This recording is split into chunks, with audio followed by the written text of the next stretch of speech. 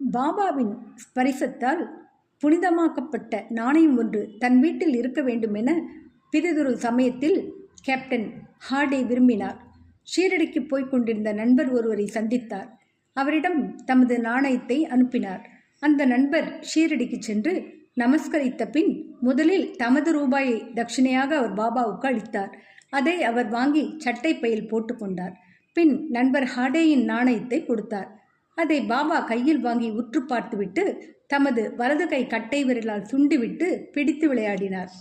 பின் அந்த நண்பரிடம் அவர் ஊதி பிரசாதத்துடன், இதை அதன் உரிமையாளரிடம் திருப்பிக் கொடு, அவரிடம் இருந்து எனக்கு எதுவும் வேண்டியதில்லை என்று கூறு, அமைதியுடனும் திருப்தியுடனும் அவரை வாழச் சொல் என்று கூறினார். அந்த நண்பர் குவாலியருக்கு திரும்பி புனிதமாக்கப்பட்ட நாணயத்தை ஹாடேயிடம் திரும்ப அளித்து ஷீரடியில் நிகழ்ந்த எல்லாவற்றையும் அவருக்கு கூறினார். இம்முறை ஹாடே மிகவும் மகிழ்ந்து பாபா எப்போதும் தாம் விரும்பிய மாதிரியான நல்ல எண்ணங்களை ஊக்குவிக்கிறார் என்று உணர்ந்தார்.